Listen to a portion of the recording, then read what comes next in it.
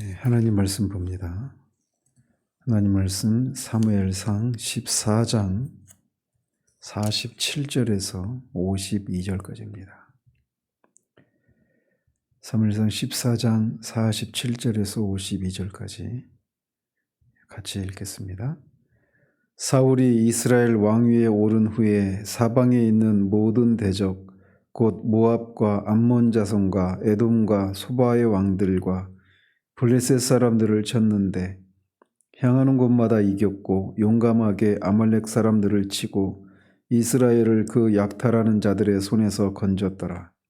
사울의 아들은 요나단과 이스위와 말기수하요 그의 두 딸의 이름은 이러하니 맏딸의 이름은 메라비요 작은 딸의 이름은 미갈이며 사울의 아내의 이름은 아히노아미니 아히마아스의 딸이요 그의 군사령관의 이름은 아브넬이니 사울의 숙부 넬의 아들이며 사울의 아버지는 기스요 아브넬의 아버지는 넬이니 아비엘의 아들이었더라. 사울이 사는 날 동안에 블레셋 사람과 큰 싸움이 있었으므로 사울이 힘센 사람이나 용감한 사람을 보면 그들을 불러 모았더라. 아멘. 어제는 사울의 그런 개인적인 야망에서 나온 잘못된 맹세 때문에 이스라엘 백성과 또 요나단이 처했던 그런 위기, 그리고 그런 과정 속에서 사울의 그런 경솔한 행동들과 좌충우돌하는 그런 모습들을 살펴보았습니다. 오늘 본문은 사울이 이 왕위에 있는 동안에 쌓았던 그런 치적 및 그의 가계를 소개하고 있습니다. 우리가 일반적으로 어떤 사람의 양력을 이렇게 소개하는 것은 대부분 그가 어떤 공직에 있다가 내려왔거나 또는 장례식장에 갔을 때도 그의 그런 돌아가신 분들의 그런 양력을 이렇게 소개하거나 이렇지 않습니까? 그래서 알다시피 아직은 사울의 통치가 끝나지 않았습니다. 30장까지 계속해서 사울이 죽기까지는 아직도 오랜 그런 시간이 필요한데 사무엘서 기자는 이 중간에 사울의 그런 제위 기간 동안 있었던 그런 치적 그리고 그의 가계를 소개하고 있는 것은 그런 일반적인 사례에 비추어 보면 이례적인 일이다 이렇게 볼 수가 있습니다.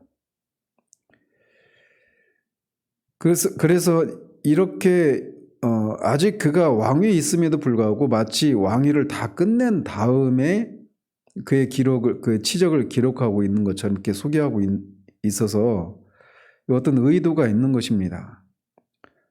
이것은 이제 사무엘서 저자가 이 앞에 우리가 13장부터 14장 여기에 걸쳐서 이 블레셋과의 전쟁에 대한 얘기들을 다루지 않았습니까?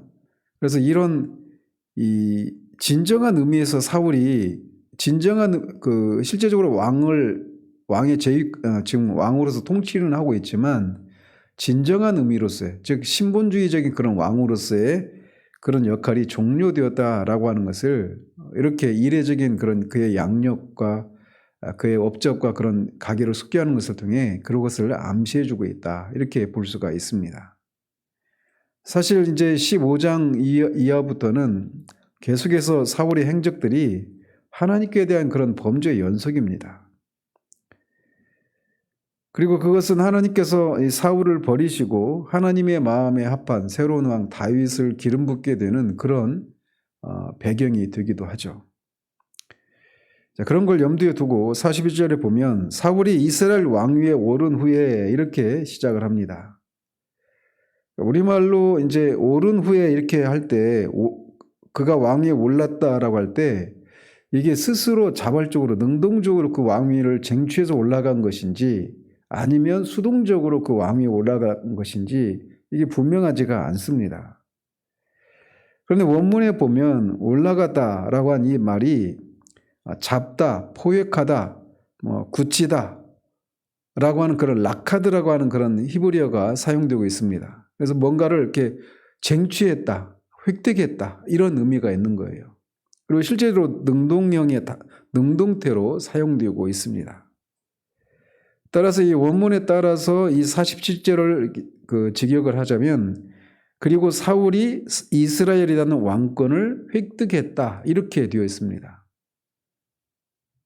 그러니까 이스라엘이라는 왕권을 사울이 획득했다 이렇게 번역을 하고 있단 말이죠. 근데 우리가 알다시피 사울이 왕이 되는 과정은 이제 9장부터 시작이 되는데 그가 사무엘을 만나면서 10장에서 사무엘에게 개인적으로 기름 부음을 받잖아요. 그게 첫 출발입니다. 그리고 나서 미스바 집회에서 이 백성들 앞에서 공식적으로 공개적으로 이제 왕위에 오르게 됩니다. 그럼에도 불구하고 실제적인 왕은 아니어서 고향에 돌아가서 농사를 짓고 있었지 않습니까? 그리고 11장에서 이 암몬 사람 나하스를 물리치고 그제서야 이제 공식적으로 이스라엘 백성들에게 이스라엘 왕으로서 그렇게 등극을 하죠.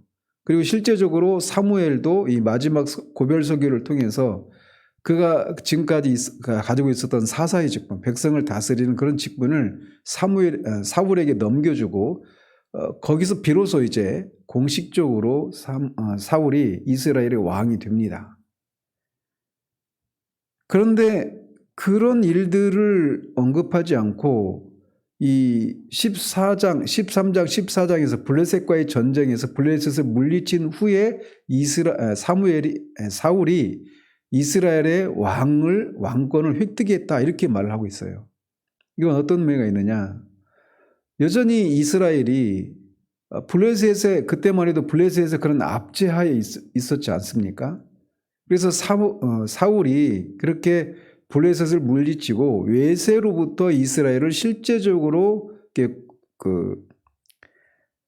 이스라엘들은 그런 실제적인 그런 지배권을 획득했다 이런 의미에서 왕권을 획득했다 이렇게 말을 하고 있는 거란 말이죠. 그러면서도 그런 긍정적인 측면에서 보면 그런 의미가 있는 겁니다. 사울이 실제적으로 이스라엘의 왕이 이미 이스라엘의 왕이었지만 외세를 물리침으로써 이스라엘에 대한 실제적인 지배권을 획득했다. 이거를 얘기해 주기 위해서 이런 단어를 사용했단 말이죠. 근데 또 하나는 또 부정적인 그런 측면도 있습니다.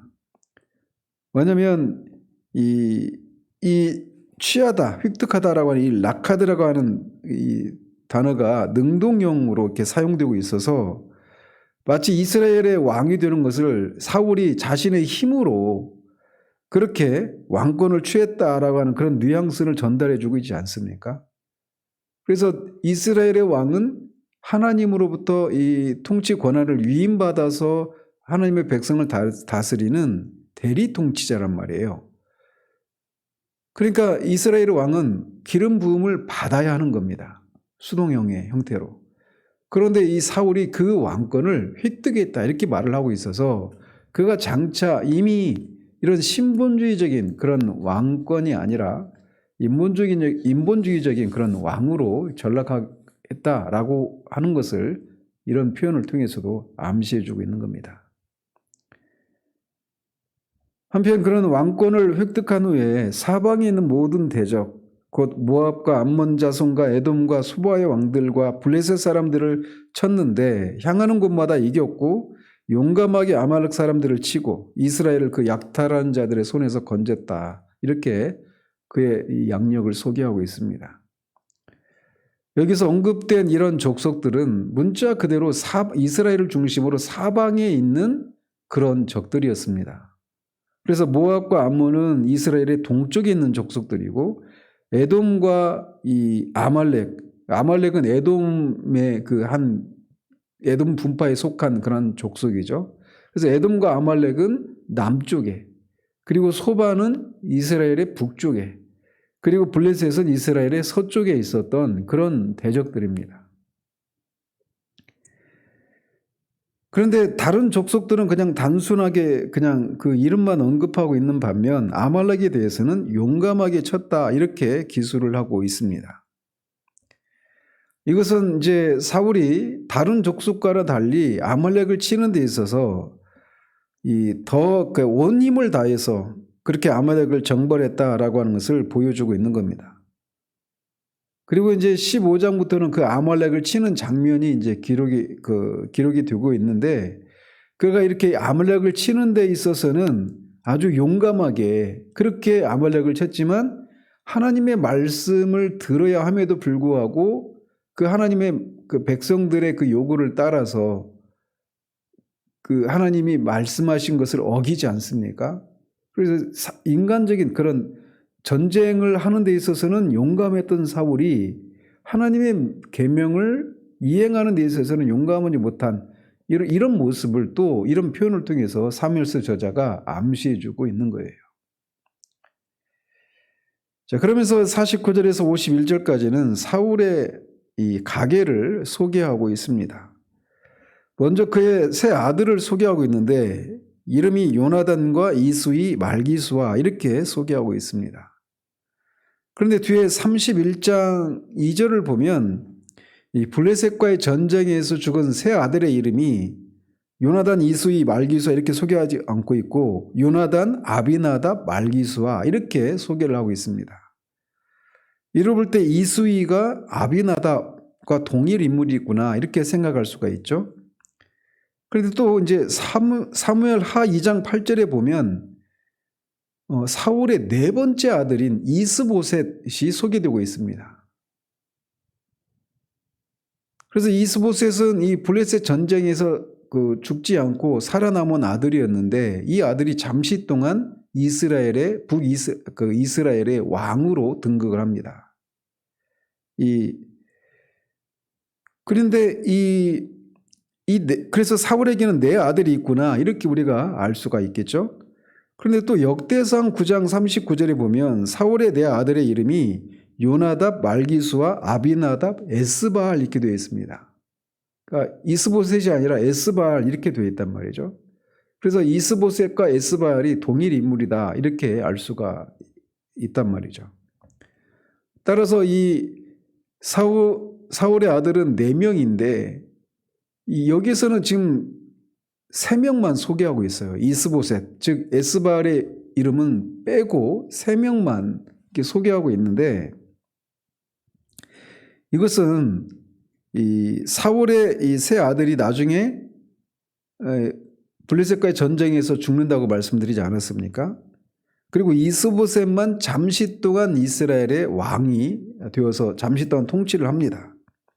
그래서 그 왕이 될 그 네 번째 아들의 이름은 뺀 채 세 아들만 소개하고 있는 이런 것을 통해서 이 사울의 이 가문에 끼치게 될 그런 불운한 그런 것을 이런 이름을 빼는 것을 통해서 암시해 주고 있다. 이렇게도 볼 수가 있습니다. 자, 이어서 두 딸이 소개되는데 첫째는 메랍이고 둘째는 미갈이다. 이렇게 소개를 합니다. 메갈은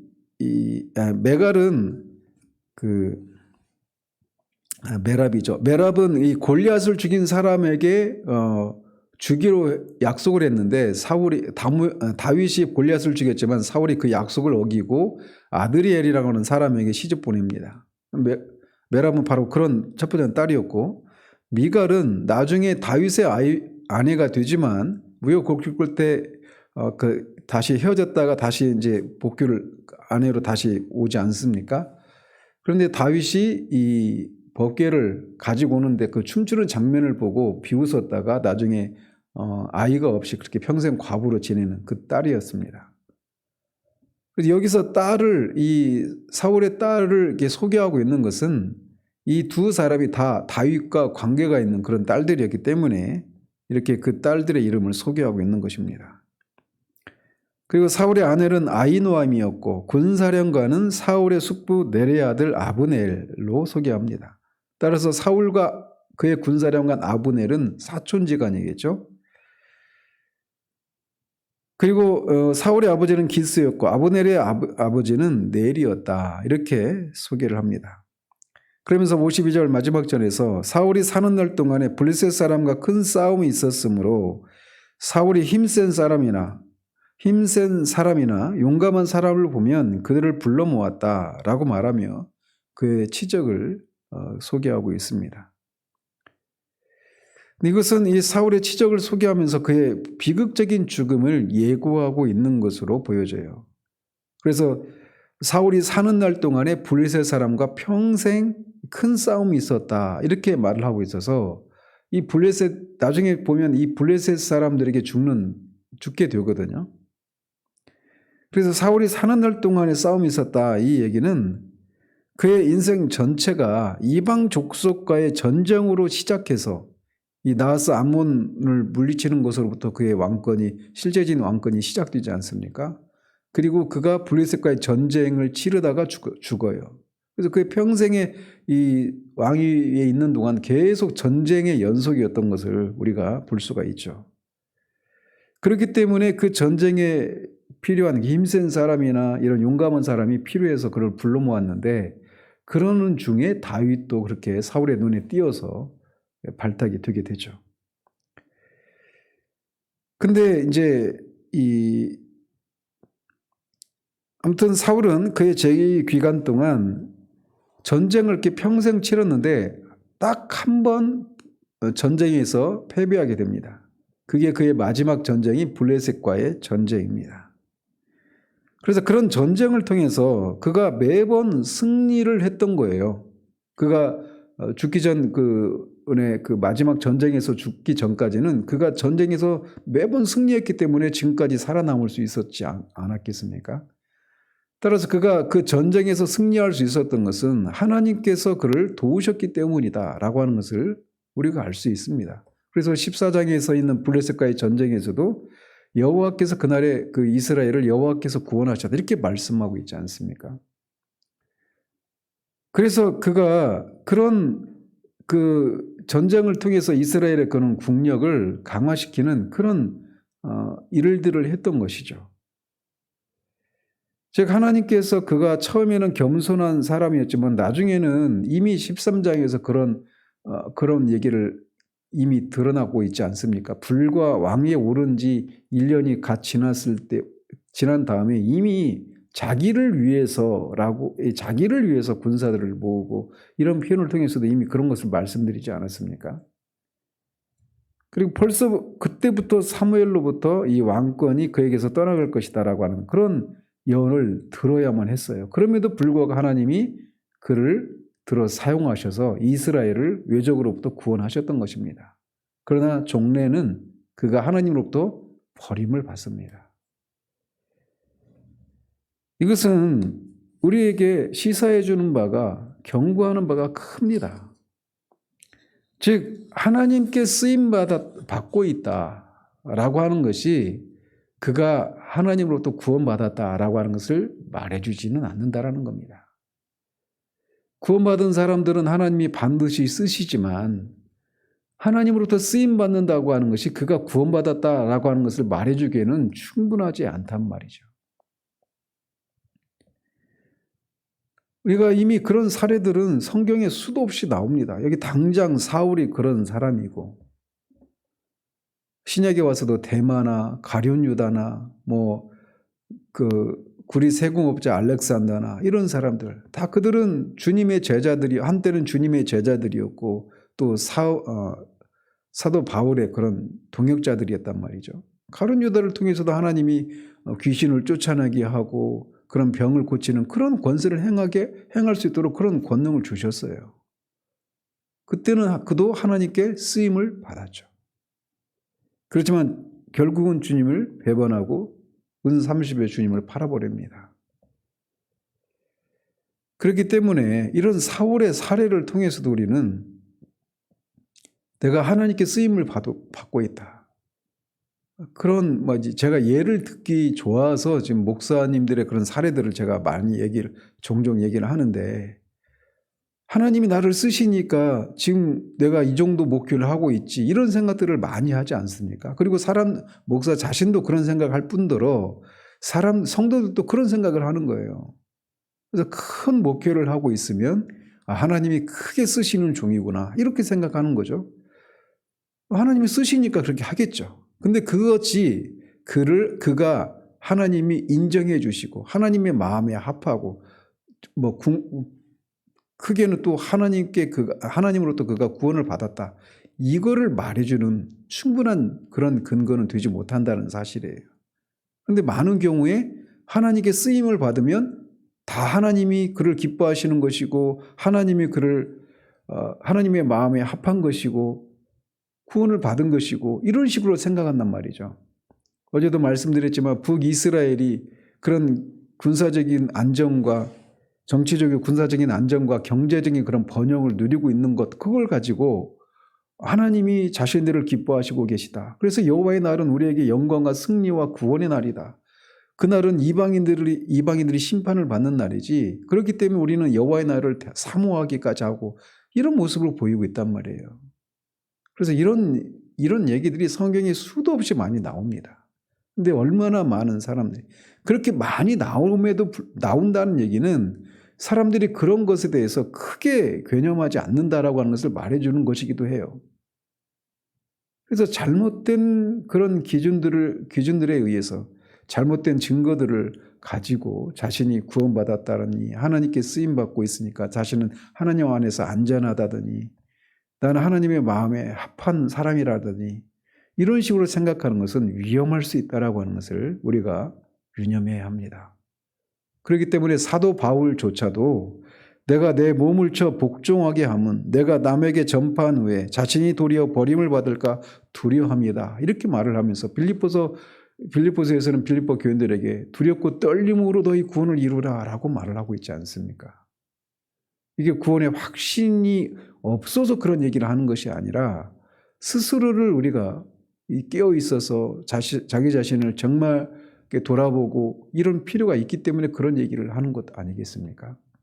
그럼 우리 이 아침에도 우리가 그냥 어떤 그 외적으로 되어져 가고 있는 어떤 현실들을 보면서 이러니 하나님이 나를 기뻐하고 계시지라고 하는 그런 안이한 생각을 가지고 살아가는 우리들 되지 않기를 바랍니다. 기도 가운데 다시금 우리의 구원의 근거가 오직 예수 그리스도의 그 십자가의 보혈의 공로 그 하나뿐임을 우리가 기억하고 정말 구원받은 자로서의 합당한 그런 삶을 우리의 삶 가운데 살아가는 그런 한 날 되어지기를 바랍니다. 기도하겠습니다. 하나님 아버지, 사울이 아직도 왕위에 앉아 있음에도 불구하고 마치 그가 그 왕위에 다 끝난 것처럼 그의 양력을 소개하고 있는 이 장면을 살펴봤습니다. 이것은 사무엘서 저자가 그에 대해서 그가 신분주의적인 진정한 의미에서의 그런 왕이 아니라 이미 그런 의미에서의 왕의 자리에서는 물러났음을 이런 식으로 소개하고 있는 것을 봅니다.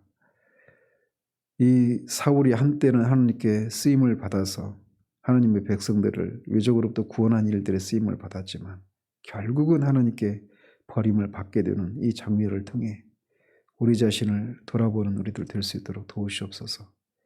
얼마나 많은 경우에 잘못된 그런 것들을 붙들고 자신이 구원받았다느니 또는 하나님이 나를 크게 쓰신다라느니 하나님이 나를 기뻐하신다라는 그런 생각들을 가지고 있는지요.